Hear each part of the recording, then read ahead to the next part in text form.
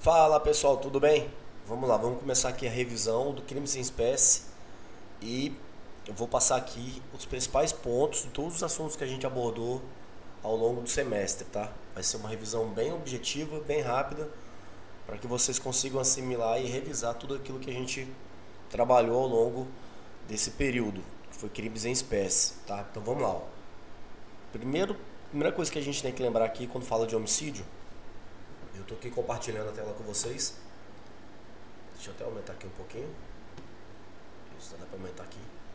É que homicídio caput tem um preceito primário, tá aqui, artigo 121, matar alguém, e também tem um preceito secundário.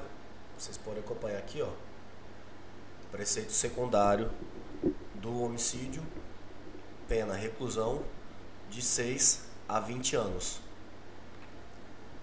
E aí, lembrando que preceito primário, artigo 121, matar alguém, preceito secundário, reclusão de 6 a 20 anos. Nos crimes em espécie da parte especial, nem todos os artigos eles vão trazer crimes e vão trazer penas.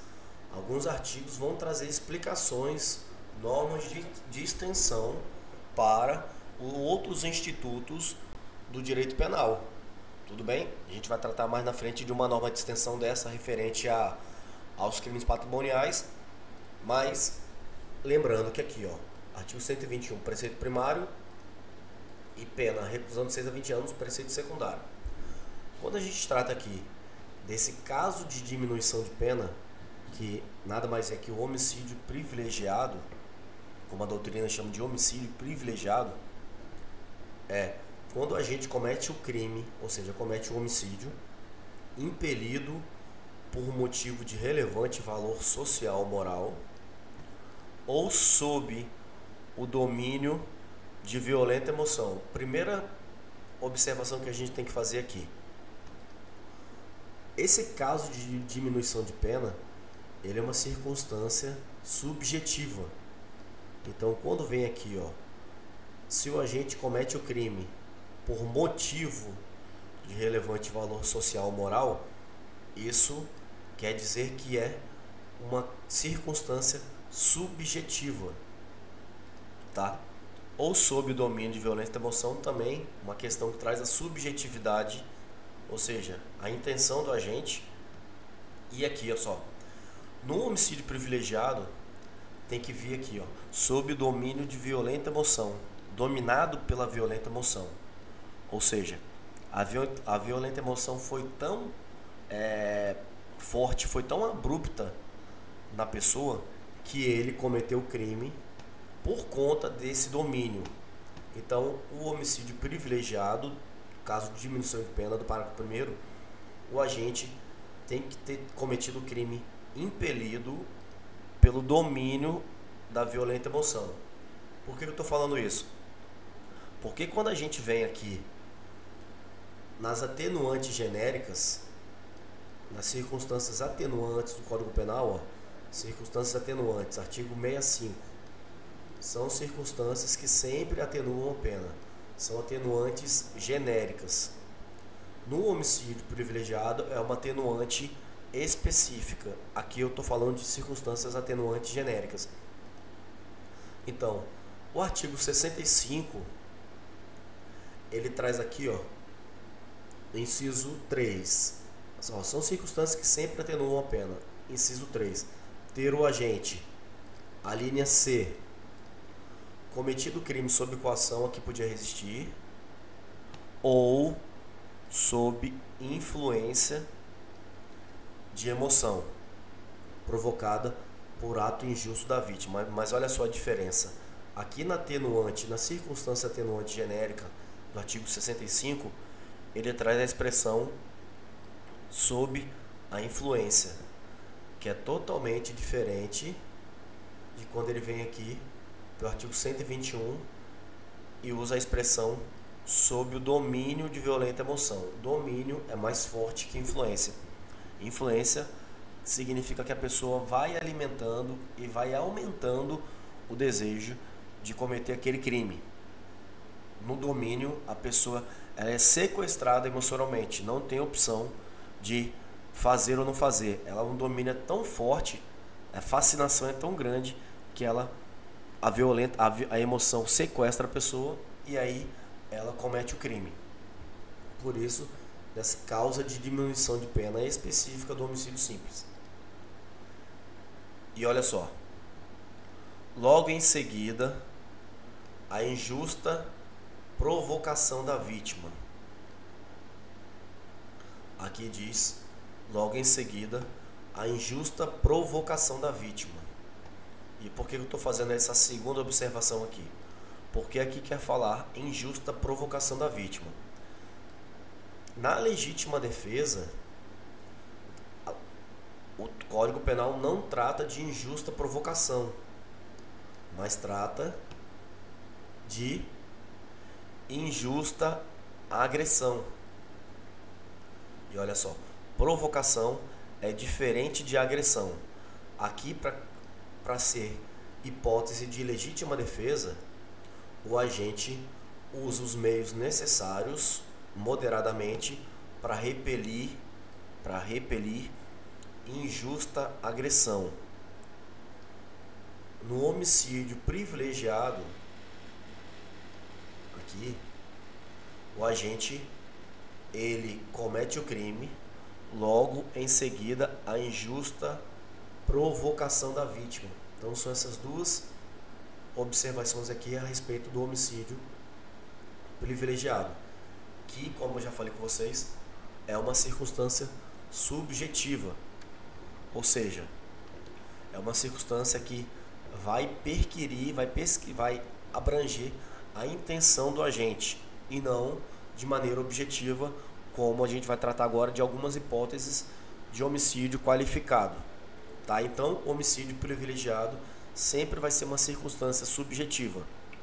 E, de acordo com a doutrina, as circunstâncias subjetivas, elas não se comunicam aos coautores, salvo se for uma elementar do tipo penal.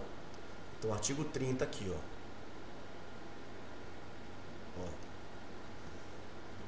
Circunstâncias incomunicáveis.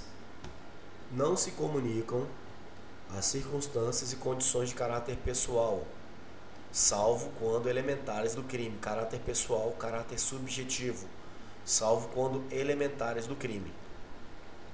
Tá?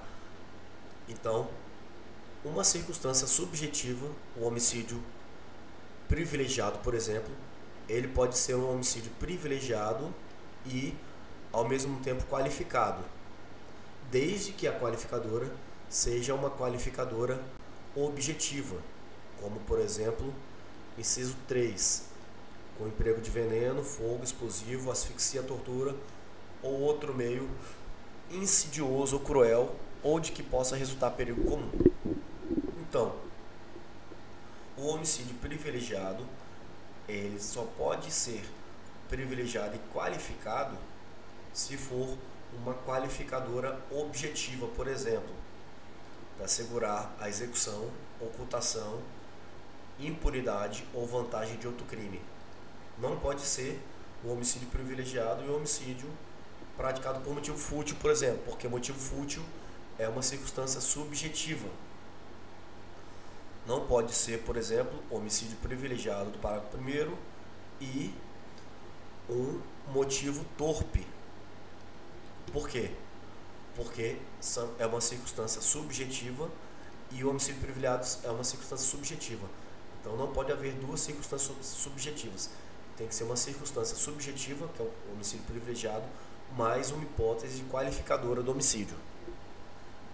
Então vamos lá, a gente já falou de mediante paga ou promessa de recompensa. Ontem surgiu uma dúvida, foi até uma questão do OAB, e um aluno da noite perguntou essa questão aqui do OAB.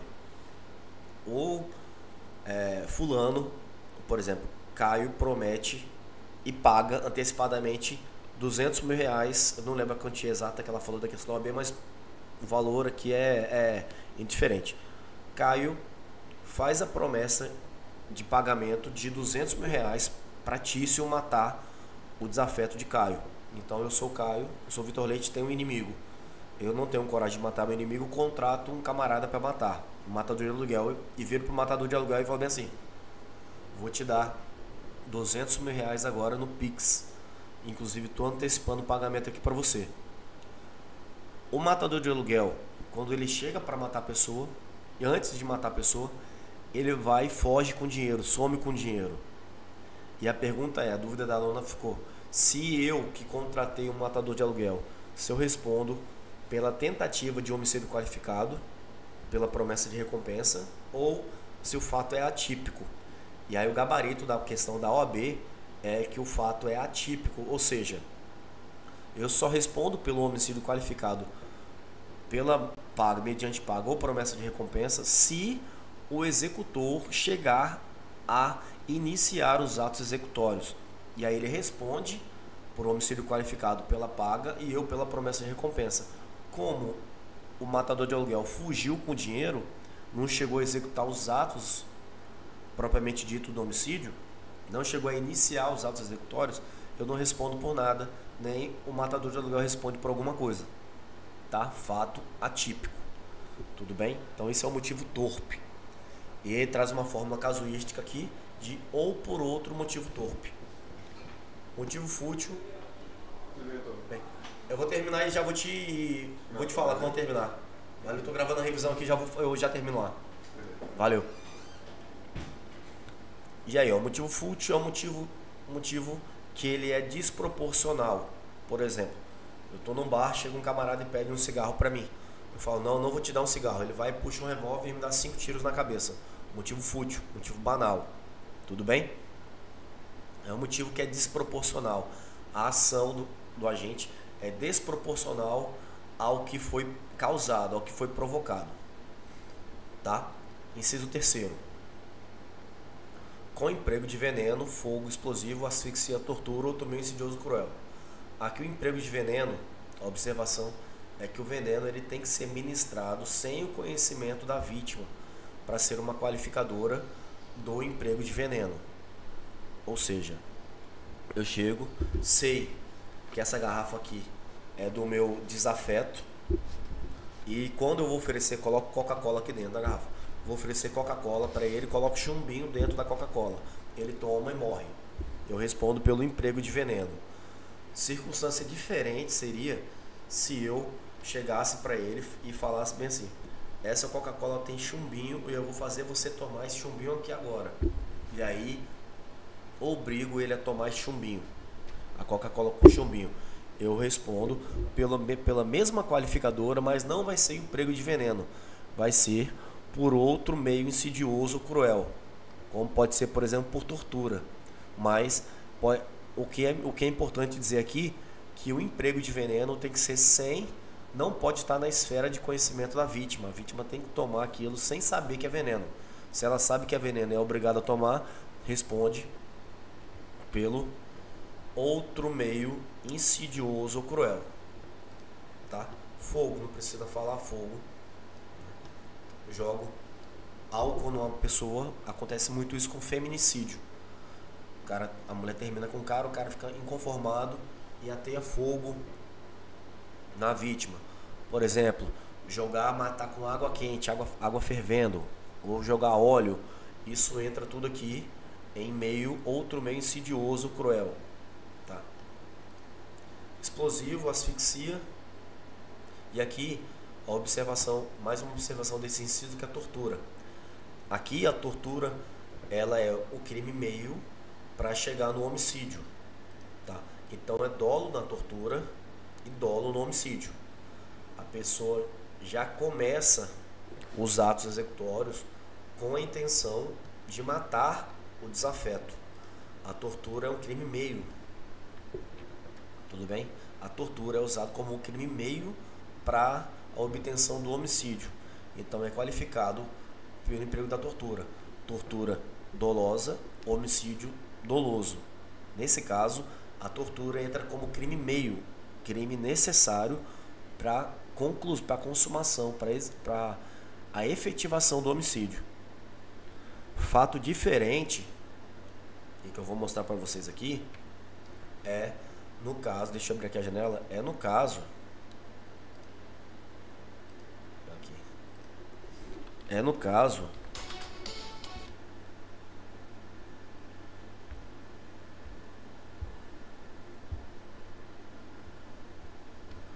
pessoal, só meu chefe tá. Pera aí que eu tô.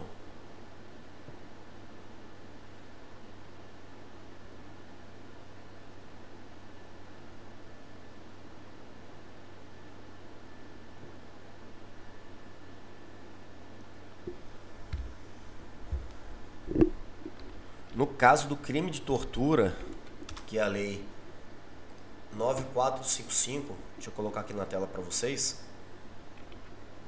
Deixa eu abrir aqui o aplicativo e colocar aqui na tela para vocês.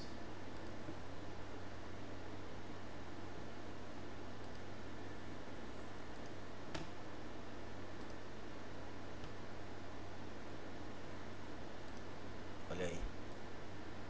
Aqui, ó. Deixa eu botar aqui.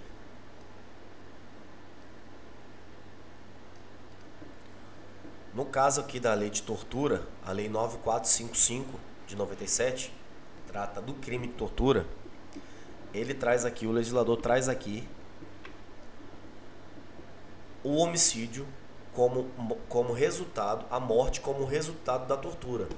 Então, olha só, lei 9.455 de 97 constitui crime de tortura. Aí vem parágrafo 3º. Se resulta lesão corporal de natureza grave ou gravíssima, a pena é de reclusão de 4 a 10 anos. Se resulta morte, a reclusão é de 8 a 16 anos. Essa morte aqui, resultante da tortura, é uma morte culposa, tá? Então essa é a observação aqui, ó. Artigo 1º da lei. Constitui crime de tortura. Então tem vários objetivos da tortura. Torturar para obter confissão, obter qualquer tipo de informação, para obter declaração, confissão da vítima, ou provocar lá, para provocação ou omissão de natureza criminosa, ou em razão da discriminação racial ou religiosa. E aí, se está lá torturando a pessoa e ela morre de maneira culposa, o detalhe aqui é: o agente responde pelo crime de tortura de forma dolosa e a morte de forma culposa. Ou seja, a gente está tratando aqui de casos de um crime préter doloso, dolo no antecedente e culpa no consequente. A diferença aqui na lei de tortura e com resultado morte é um crime préter doloso, dolo no antecedente, dolo na tortura e culpa na morte, tá bom? E aí a diferença é que aqui no homicídio a tortura é dolosa e o homicídio é doloso, ou seja, dolo no antecedente, mas dolo no consequente, diferentemente da lei de tortura. Beleza? Se vocês puderem, quiserem mais uma vez, só voltar o vídeo e revisarem a explicação. E vamos lá. Deixa eu tirar aqui essa lei de tortura. Vamos para aqui, o homicídio. A traição emboscada mediante dissimulação ou recurso que dificulte ou torne impossível a defesa do ofendido. Aqui. Recurso que dificulte ou torne impossível a defesa do ofendido. Eu, por exemplo, eu olho, meu desafeto é muito maior fisicamente do que eu. Eu não tenho condições de matá-lo. O que eu faço?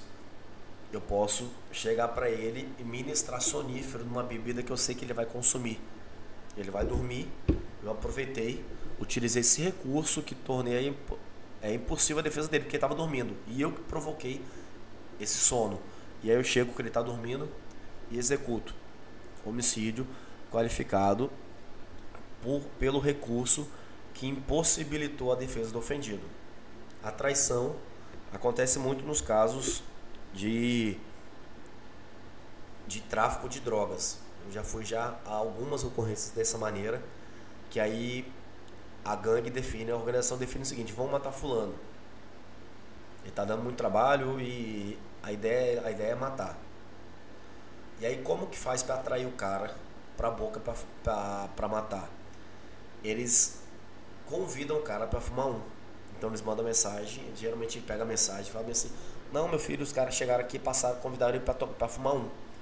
E aí quando chega no lugar, eles estão lá fumando um, espera o cara diminuir a sua vigilância, né? Que ele vai baixar a guarda porque ele, em tese, ele tá no meio de amigos. Quando ele baixou a guarda, que ele tá lá fumando um, os caras chegam, tiram o revólver e matam. É homicídio qualificado pela traição, tá? Emboscada, eu sei a hora exata que a pessoa vai passar todo dia. E aí eu espero a pessoa passar, eu sei a hora que ela vai entrar no carro, eu sei a hora que ela vai sair da faculdade, por exemplo. Eu espero exatamente atrás do carro da pessoa, às 9 horas da noite que ela sai da faculdade. Emboscada. Ou mediante dissimulação, qualquer que seja a dissimulação. É um artefato, um mecanismo, um engodo para você reduzir a vigilância da vítima, tá? E aí, inciso 5º, o homicídio teleológico para assegurar a execução, ocultação, impunidade ou vantagem de outro crime. Reclusão de 12 a 30 anos. O feminicídio, ele foi excluído, o inciso do feminicídio foi revogado, foi tirado do artigo 121, parágrafo 2º, e ele foi promovido a crime específico aqui, ó: matar mulher por razões de condição do sexo feminino. Feminicídio saiu do 121, inciso 6º, aqui, parágrafo 2º, inciso 6º, e foi se tornar crime específico. Matar aqui, o feminicídio, reclusão de 20 a 40 anos. E aí, se eu tento matar a minha esposa, que estou inconformado com a separação, se eu tento matar ela com fogo, o que acontece? Tentativa de feminicídio, e aí, com causa de aumento de pena, a pena é aumentada de 1/3 até a metade, se foi praticado nas circunstâncias previstas no inciso 3, 4 e 8 do Código Penal, ou seja, as mesmas circunstâncias qualificadoras do homicídio também valem aqui para o feminicídio. Inciso 3, 4 e 8. Então a gente vem aqui no homicídio, ó. Incisos 3, emprego de veneno, fala de modo cruel de matar alguém. Inciso 4, algum recurso que dificulte ou impossibilite a defesa do ofendido. E o 8, com emprego de arma de fogo de uso restrito ou proibido. Essas três hipóteses são hipóteses atualmente de causa de aumento de pena específico do feminicídio, ó, aumentada de 1/3 até a metade, se o crime é praticado nas circunstâncias do homicídio qualificado. Também é causa de aumento de pena contra menor de 14 anos ou maior de 60, na presença física ou virtual de descendente ou ascendente da vítima. Fazem isso justamente, geralmente o autor do feminicídio faz isso para provocar o sofrimento da família inteira. Olha lá. Ou aqui o inciso 1º, durante a gestação, nos 3 meses posteriores ao parto, ou se a vítima é a mãe ou responsável por criança, adolescente ou pessoa com deficiência de qualquer idade. São os órfãos do crime. Então, acontece, o cara mata a esposa, a ex-esposa, e aí fica o filho. Esse filho, né, que é chamado de órfãos do feminicídio. Então, se deixou órfão, né, que é nos 3 meses posteriores ao parto, ou se a mãe é responsável por criança, adolescente ou pessoa com deficiência de qualquer idade, também é uma circunstância que aumenta a pena. A pena é aumentada de 1/3 até a metade. E olha só, comunicam-se ao coautor ou partícipe as circunstâncias pessoais elementares do crime previstas no parágrafo 1º. Parágrafo 1º, considera-se que há razões de condição de sexo feminino, violência doméstica familiar ou menosprezo ou discriminação à condição de mulher. Lembra que eu falei?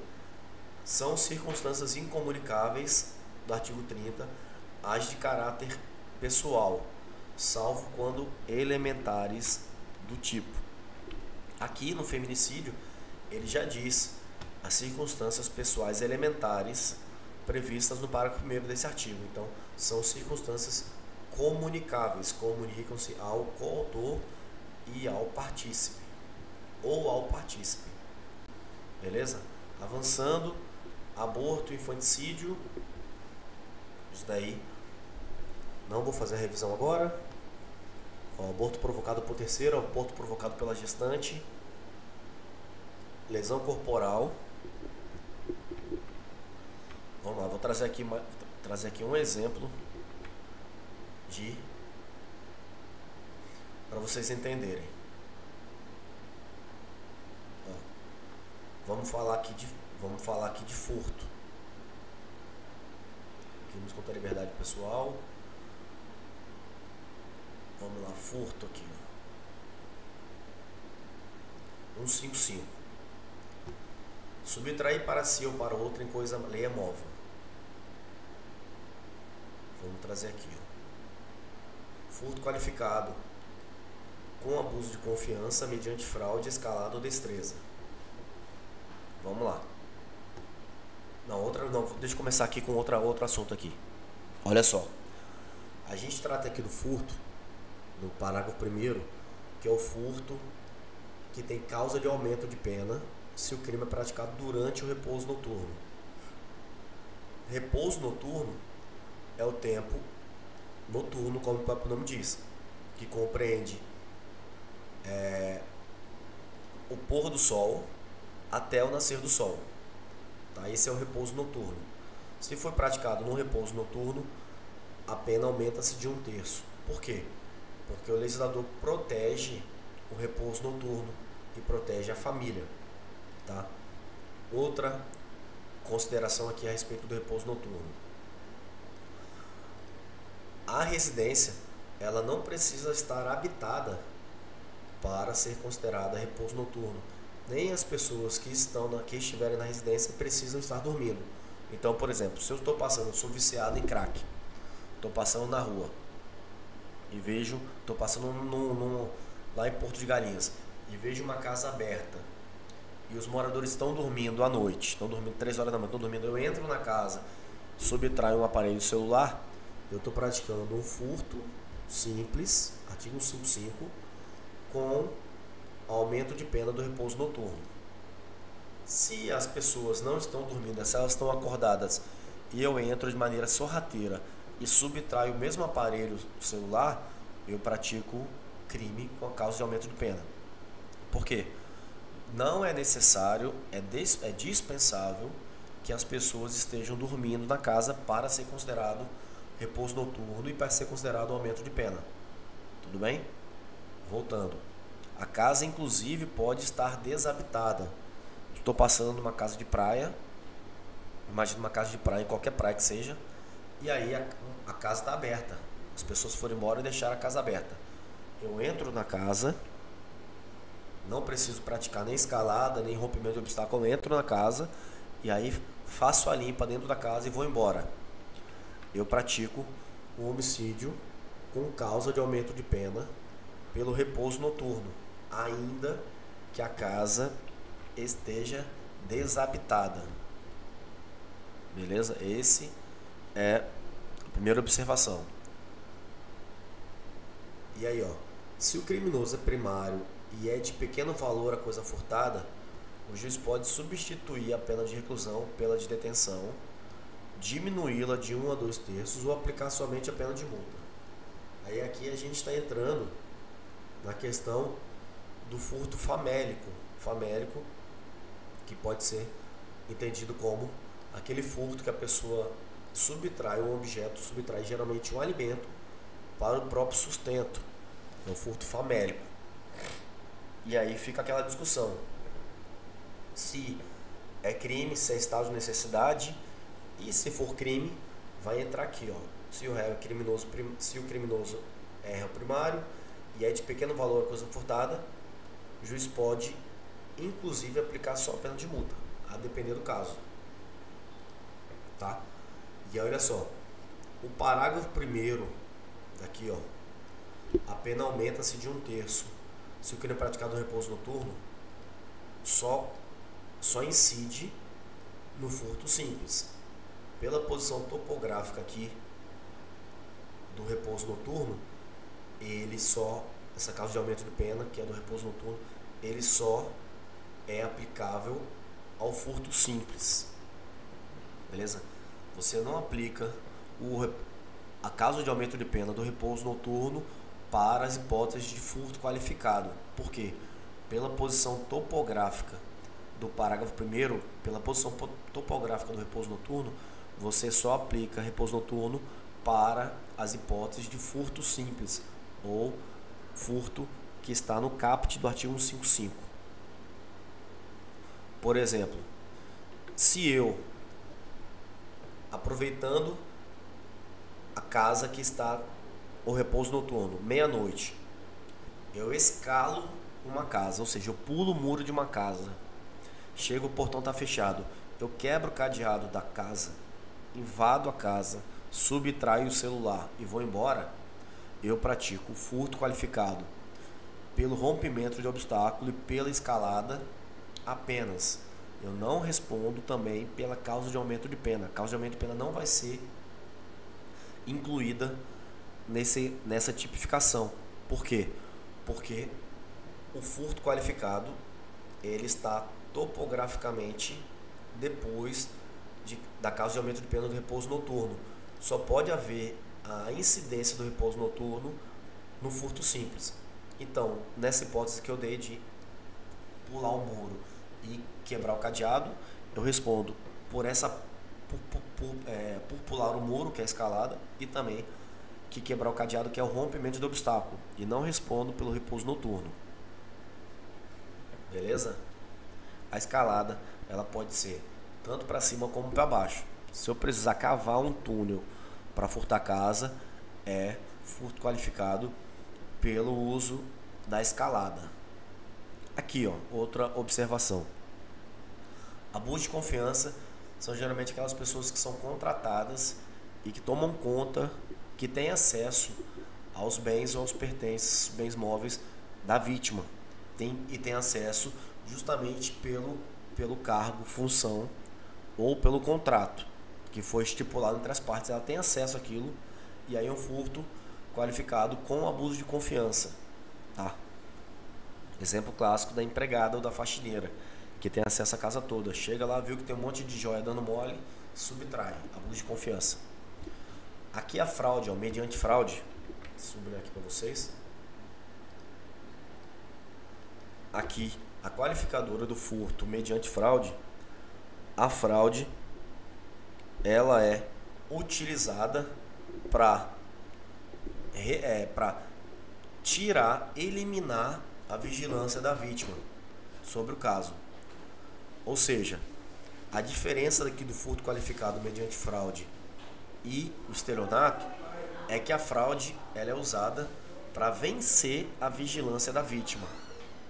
Então, só há o furto porque a vítima ela incorreu numa fraude.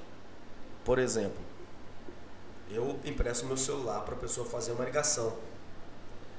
E aí eu instalo um aplicativo no meu celular que eu consigo que ela vai acessar alguma coisa e eu consigo captar todos os dados dela a partir do que ela digitou aqui. Então, com os dados dessa pessoa, eu consigo fazer saques no banco. Estou dando um exemplo aqui. Então, esse furto qualificado mediante fraude, porque a fraude foi utilizada para diminuir a vigilância da vítima. A vítima não entregou os bens. A inversão da posse dos bens ocorreu justamente após o emprego da fraude. O estelionato, que é uma fraude, o estelionato, ele há a inversão da posse, mas existe a entrega dos bens por parte da vítima, do bem móvel ou dos bens móveis, por parte da vítima, justamente por conta da utilização do ardil ou do engodo ou de qualquer outra ferramenta que manipule a ideia da vítima. Então, mais uma vez aqui, o furto mediante fraude, a inversão da posse do objeto ou do bem móvel ou da res por conta da fraude, por conta desse artifício. A vítima não entrega voluntariamente nada. No estelionato, a inversão da posse se dá após a entrega da vítima. Só que essa entrega da vítima é uma entrega viciada. Viciada porque ela caiu num golpe. Geralmente cai num golpe, ou às vezes cai num golpe pela ganância. Ó, deposita aqui na minha conta R$1.000 para você receber R$500.000 agora. Aí a pessoa deposita R$1.000 na conta da pessoa e esquece, caiu no golpe. Tá? Então, a pessoa só entregou a raiz, que nesse caso é o dinheiro, só entregou a coisa para outra pessoa porque ela foi ludibriada a entregar. Diferentemente do furto mediante fraude, que a fraude é usada para vencer essa entrega e não precisar da entrega da vítima. Por exemplo, os golpes pela internet. Você chega, tem um dispositivo que ele capta as informações. Você vai digitar, por exemplo, você vai entrar. Por isso que pedem para você não usar computadores que você nunca tenha usado, computadores de públicos, por exemplo, de biblioteca ou de repartições que você trabalhe, que você não tem tanta certeza, porque pode ter algum programa ali, algum software instalado que ele consiga captar, subtrair as suas informações e usar depois para fazer contratos, por exemplo. E aí quando você percebe, tem um empréstimo no seu nome de 30, 50 mil reais, 100 mil reais que você nunca viu. E não foi você que assinou ludibriado, foi porque pegaram as suas informações em algum lugar. Esse uso das informações e feito para dar golpe é o furto mediante fraude. Beleza? Vamos lá, vamos avançando aqui. Muita coisa pra gente falar ainda. E a reclusão de 4 a 8 anos se o furto mediante fraude é cometido por meio de dispositivo eletrônico ou informático, conectado ou não à rede de computadores. Como, por exemplo, se não estiver conectado, por exemplo, o chupa-cabra, que eles colocam um dispositivo nos caixas automáticos para captar suas informações. Beleza, vamos lá. E aqui, mais um exemplo aqui para vocês. A destreza, que trata aqui do inciso 2º, deixa eu marcar aqui para vocês. A destreza aqui, a pessoa só responde pelo furto qualificado pela destreza se o furto for consumado. Se durante o ato executório do furto, se o ato de subtrair o objeto ou pertence da vítima, a vítima se dá conta que está sendo furtada e reage, a pessoa que cometeu esse ato não responde pelo furto qualificado pelo uso da destreza. Vai responder pela tentativa de furto simples. Por quê? Porque não teve destreza necessária para subtrair o objeto. Então não existe tentativa de furto qualificado pela destreza. A doutrina ensina que se a vítima descobre e impede o assalto, o agente vai praticar o crime do CAPT, artigo 155, CAPT, na forma tentada. E olha lá, outro exemplo aqui. Uma pessoa chega, você está andando no centro da cidade, uma pessoa coloca a mão na sua bolsa para subtrair o seu celular, que ele viu que você está com o celular na bolsa. Subtraiu. Ele pegou o celular, mas não tirou o celular da bolsa. Quando ele pegou, bateu a crise de consciência nele, ele soltou o celular na mesma hora e tirou a mão e foi embora. E aí, isso foi uma questão do simulado que vocês fizeram. Se era furto, se era tentativa de furto, né, deram essas opções. Alguns alunos da noite falaram. Se era tentativa de furto, se era arrependimento posterior, arrependimento eficaz ou desistência voluntária, né? Nesse caso aí, como não houve subtração, não pode falar de arrependimento posterior, nem arrependimento eficaz. O que aconteceu aí é uma desistência voluntária e só responde pelos atos já até então praticados. Nesse caso, como não houve nada, o fato é atípico. Então, você largou e se arrependeu, tá? Então vamos lá. E aí, quando você tá andando no meio da cidade e percebe que tem alguém mexendo na sua bolsa, você vai e entra em luta corporal com o autor do furto, com o maluqueiro. Durante essa luta corporal, ele vai te dar um soco ou morde a sua orelha, ou morde a sua mão. Você tá assim largando, ele vai e morde a sua mão. Aí quando ele morde a sua mão, você solta a bolsa e ele sai correndo com a sua bolsa. Ele praticou o furto mais a lesão corporal.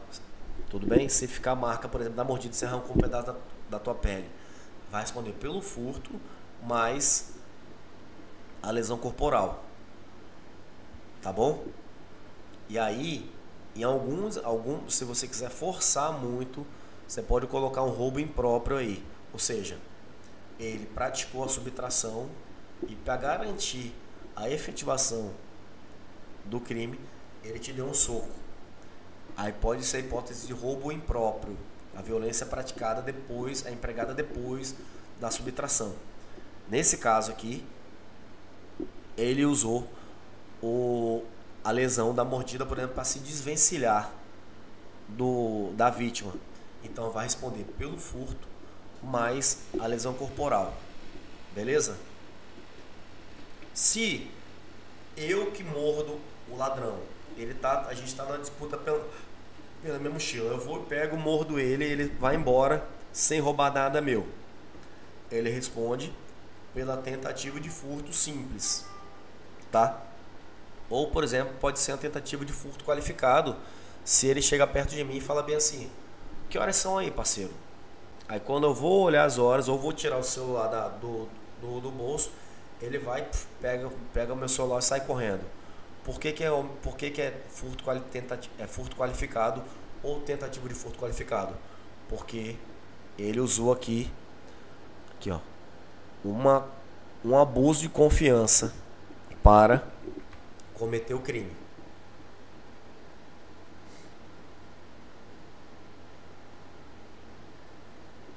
Tudo bem? Vamos ver aqui, ó, isso mesmo.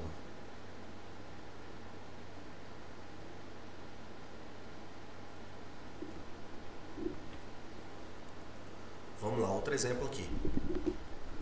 Nesse mesmo, vou dar outro exemplo nesse mesmo contexto. Se o autor chega para mim furtar, a gente entra em luta corporal e ele não consegue pegar meu celular que está na minha mão, eu estou andando no centro da cidade fazendo um vídeo, ele chega, pega da minha mão e sai correndo, é furto simples, tá? Se ele pega, dá um soco no celular, o celular cai no chão, ele pega o celular e sai correndo, a violência foi praticada contra o objeto e não contra a pessoa. Se a violência é praticada contra o objeto, não é roubo, é furto, porque a violência foi contra o objeto e não contra a pessoa. Beleza? Vamos lá, vamos avançando aqui. Mais o que eu posso falar para vocês? Deixa eu dar uma olhadinha aqui na revisão da prova.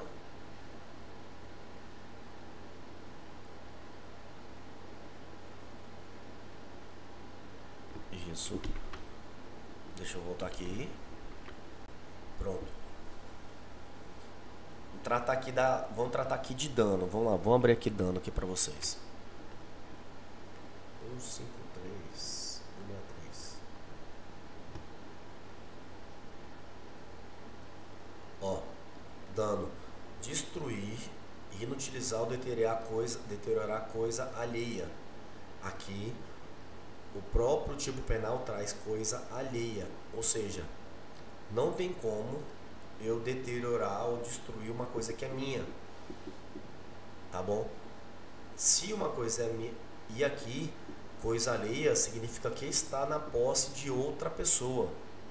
Às vezes a propriedade é minha, mas por motivos contratuais está na posse de outra pessoa, carro alugado, por exemplo. E aí, se o carro é meu, eu aluguei para outra pessoa, ainda está no período de vigência do contrato de aluguel, e eu vou lá e quebro o carro, eu respondo pelo dano. Por quê? Porque a coisa alheia, a posse não estava comigo, estava com outra pessoa. Tudo bom? Tudo bem? Coisa alheia é que está momentaneamente na posse de outra pessoa.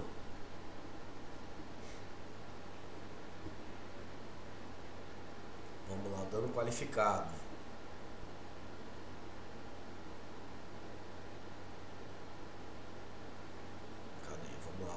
Se o crime é cometido com violência à pessoa ou grave ameaça, ou com emprego de substância inflamável ou explosiva, se o fato não constitui contra patrimônio da União, o Estado, por exemplo, chega e quebra a viatura, dano qualificado. Por motivo egoístico ou com prejuízo considerável para a vítima, dano qualificado também, ó. E aí detenção de 6 meses a 3 anos, além da pena correspondente à violência. Então, o importante é saber, só tem como você responder pelo dano se você deteriorar coisa alheia.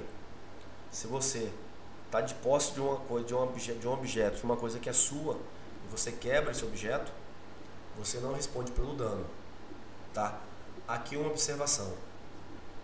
Uns anos atrás, muitos anos atrás, algumas pessoas, 2 pessoas que eu lembro, elas pegaram, estavam tão doidonas que elas pegaram uma nota de 50 para querer fumar.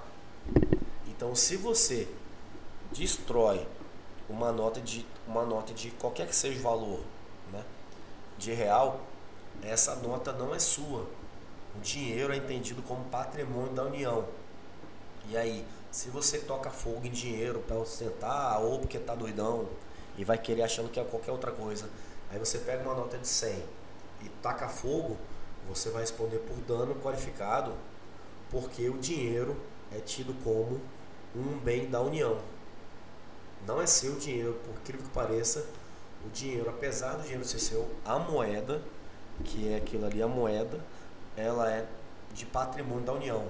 Então, se você toca fogo numa moeda, uma nota de R$20, por exemplo, você vai responder pelo dano qualificado por conta do patrimônio da União. Tudo bem? Vamos lá, mas deixa eu falar aqui mais algumas coisas. Deixa eu olhar aqui.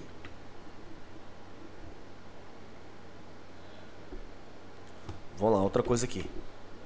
Lembra que eu falei com vocês de normas de extensão? Aqui, no artigo 181 do Código Penal, traz aqui, ó, disposições gerais. É isento de pena quem comete qualquer dos crimes previstos nesse título, que aí vai de furto, principalmente furto aqui, ó. É isento de pena se eu cometo crime contra meu cônjuge na constância da sociedade conjugal. Por exemplo, se eu subtraio um dinheiro que está na conta poupança minha e da minha esposa, eu não pratico o crime de furto. Por quê? Porque o dinheiro é meu e também é do meu cônjuge e na constância da sociedade conjugal. E também é isento de pena quem furta ascendente ou descendente, seja parentesco legítimo ou ilegítimo, seja civil ou natural. Ou seja, se eu furtei a minha avó e ela tem menos de 60 anos, eu sou isento de pena. Se eu furto a minha mãe ou meu pai e eles têm menos de 60 anos, eu sou isento de pena. Significa que o crime é típico, ilícito e culpável. Só vai haver a isenção da pena. Tudo bem? Que é o critério, que é a 4ª fase do crime, que é a punibilidade. Então é isento de pena por questões de políticas criminais. E olha só, por que eu estou fazendo questão de falar se é menor de 60 anos? Porque olha só, o artigo 183 não se aplica o disposto nos 2 artigos anteriores, 18182, se o crime é praticado contra a pessoa com idade igual ou superior a 60 anos. Ou seja, se o meu ascendente ele tem idade igual ou superior a 60 anos, eu não sou isento de pena.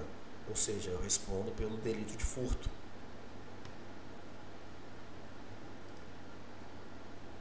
Beleza? E também olha só, aqui ó, a isenção de pena não atinge o crime de roubo ou de extorsão e nem quando há emprego de grave ameaça ou violência à pessoa. Então são os crimes patrimoniais sem violência e sem grave ameaça. Por quê? Porque a gente vai entrar naquela questão de arrependimento posterior, que aí aqui no artigo 181 também é uma hipótese de política criminal. Ou seja, não tem por que você punir uma pessoa que furtou o pai ou furtou a mãe, né? Você isenta a pessoa de pena porque por questões de conveniências da instrução de política penal, o Estado prefere proteger a família, proteger a sociedade conjugal, proteger, porque a família é uma garantia constitucional, ela tem garantias constitucionais, a família tem proteção constitucional, e a família é mais importante do que um crime patrimonial sem violência ou grave ameaça. Por isso que as pessoas que furtam cônjuge, ascendente ou descendente com menos de 60 anos de idade são isentos de pena. Beleza? Vamos lá. Vou passar aqui. Ó. Aqui sobre estelionato. Vou falar aqui de estelionato para vocês. Deixa eu mudar aqui o estelionato.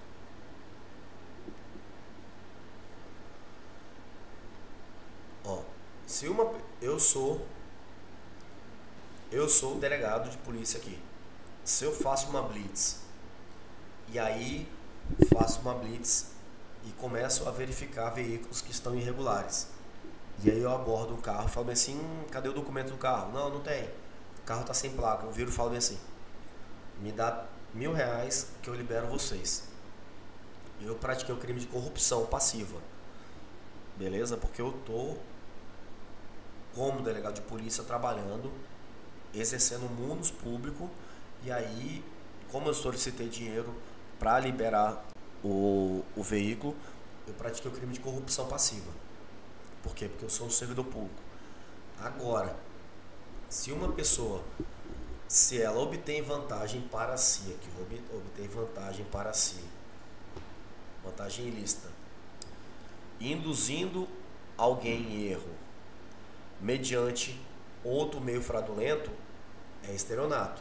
Então, por exemplo, se uma pessoa se passa por policial e chega em estabelecimentos comerciais, por exemplo, e pede dinheiro, porque senão vai multar ou vai prender, ou sob um pretexto de não fazer investigação, essa pessoa responde principalmente por estelionato e não por corrupção passiva. Por quê?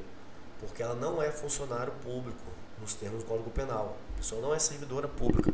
Ela é um particular que está usando um meio fraudulento para obter para si ou para outra vantagem ilícita. Tudo bem? Então, falsa blitz feito por pessoas que não são policiais e pega, a pessoa usa roupa, por exemplo, usa roupa muito parecida com a da polícia, começa a fazer blitz em alguma rua dessa. Aí fala, eu quero R$50 para liberar a sua moto, mas 50. Aí ganha, sei lá, R$5.000 uma noite dessa, fazendo falsa blitz. Essa pessoa, ela vai responder principalmente por estelionato. Pode até ter outros crimes aí que ela pode responder, mas basicamente estelionato, tudo bem? E não corrupção passiva, porque a pessoa não é servidora pública. Lembrem-se disso, tá? Vamos lá, outra questão. Outra coisa. Nos crimes contra a honra, vamos lá, 136. Ó, nos crimes contra 138, ó, calúnia, difamação, injúria. Lembra que eu falei que pode haver o concurso entre esses três crimes: calúnia, difamação e injúria no mesmo contexto. Assim como também pode haver, e eu acho que foi uma questão da OAB, uma questão de simulado de vocês, em que havia pergunta sobre injúria racial e racismo. No mesmo contexto, pode haver injúria racial e racismo, tá? Vou dar um exemplo aqui que acontece muito, infelizmente acontece ainda, tá? A pessoa chega para entrar numa repartição pública, ou entrar num prédio, entrar num estabelecimento privado, um prédio comercial, empresarial, e aí vira e fala bem assim, ó, você não vai entrar aqui porque você é preto. Aí a pessoa, não, que isso, não sei o que, aí já xingou, já praticou injúria racial, chama a pessoa de preta. E aí fala bem assim, quando você fala bem assim, você não vai entrar aqui porque você é preto, praticou a injúria racial e praticou o racismo. Beleza? Aí racismo é um crime específico, mais injúria racial. Se eu falo bem assim, você não vai entrar aqui e aí descobre-se depois que não entrou por conta da cor da pele, é racismo, não injúria. Injúria é quando você profere agressões contra a dignidade ou decoro da vítima. Então pode haver concurso de injúria com racismo. Tá bom? E olha só, também pode haver concurso de difamação, difamar alguém imputando um fato ofensivo, ó, com injúria e com calúnia.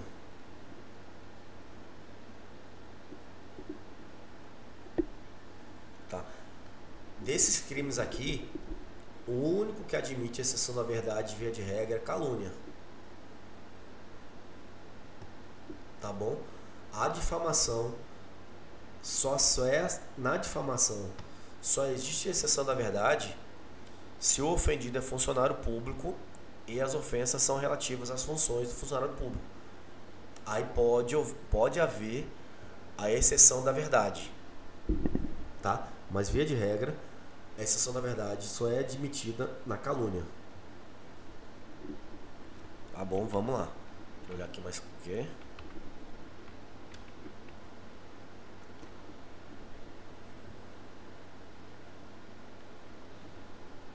Aqui um caso, ó, mais um caso aqui. Caso de... Lembra das causas relativamente supervenientes? Aí tem absolutamente independentes. São as concausas do artigo. Vou colocar aqui qual artigo.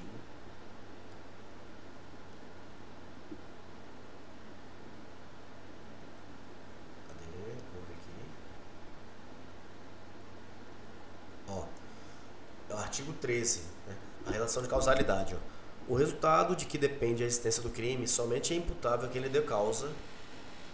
Considera-se causa ação ou omissão sem a qual o resultado não teria ocorrido como ocorreu.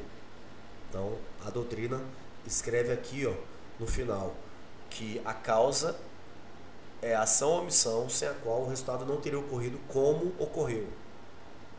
Então, se o resultado... o que é uma causa? É a ação que gerou um resultado que só ocorreu como ocorreu por conta da ação, da conduta, que pode ser ação ou omissão. Então, a relação de causalidade. Aí existe aqui, ó, superveniência de causa independente. Aí tem causa absolutamente independente, relativamente independente, né? Causa superveniente, tem tudo isso que a doutrina da parte geral que vocês em tese já viram. E agora o exemplo, que é aqueles exemplos clássicos. Uma pessoa foi atingida com 5 tiros pelo seu desafeto. E aí, no caminho até chegar no hospital da restauração, na ambulância, a ambulância vai e cai no meio cai aqui nesse valão aqui da Agamenon Magalhães. Caiu ali e matou todo mundo afogado. Quem efetuou os disparos vai responder pela tentativa de homicídio. Por quê? Porque o fato da ambulância do SAMU ter virado e ter feito todo mundo morrer afogado, isso quebrou a causa original. Ou seja, a morte foi gerada em decorrência de um desdobramento não usual da conduta. Ou seja, a conduta ela se desdobrou de maneira que cortou o vínculo com a ação original. Tá bom? Vamos lá. Quando quebrou a relação de continuidade da conduta, porque qual era o desdobramento normal? A linha de desdobramento normal da situação é a pessoa a pessoa ser socorrida até o hospital. E aí, por exemplo, se ela morre no meio do caminho na ambulância por questões de choque hipovolêmico, por exemplo, não resistiu aos ferimentos, quem efetuou os disparos responde pelo homicídio consumado. Por quê? Porque morrer na ambulância é um desdobramento normal da ação. Beleza? Agora, por exemplo, se a pessoa é socorrida para o hospital, chegou no hospital e por questões acabou a luz do hospital e aí parou o equipamento que estava dando vida, sobrevida à vítima, a pessoa que efetuou os disparos vai responder pelo homicídio tentado e não consumado, tá? Porque a falta de energia, ela quebrou a linha de desdobramento natural da causa, tá? Outro exemplo, se eu chego, eu fui ferido, eu fui vítima de disparo de arma de fogo, chego no hospital e aí me dão um remédio que eu sou alérgico, e aí eu tenho choque anafilático e eu morro por conta do choque anafilático, pela inobservância dessa minha condição alérgica. Quem efetuou os disparos contra mim responde pela tentativa de homicídio. A minha morte vai ficar na conta de quem ministrou esse medicamento que eu tinha alergia. Ou seja, esse homicídio culposo vai ser atribuído a quem não observou esse dever objetivo de cuidado, que foi negligente, que é uma modalidade de culpa, e aí foi negligente não observar se eu era alérgico a algum medicamento, tá? E a morte se deu em conta e exclusivamente por conta do choque anafilático. E aí quebra a linha de desdobramento normal, natural da ação. Quem efetuou os disparos responde pela tentativa. E aí, ou o chefe da equipe, ou o enfermeiro, enfim, algum profissional da área de saúde pode vir a responder pelo homicídio culposo. Tá bom? Deixa eu ver mais algumas coisas aqui.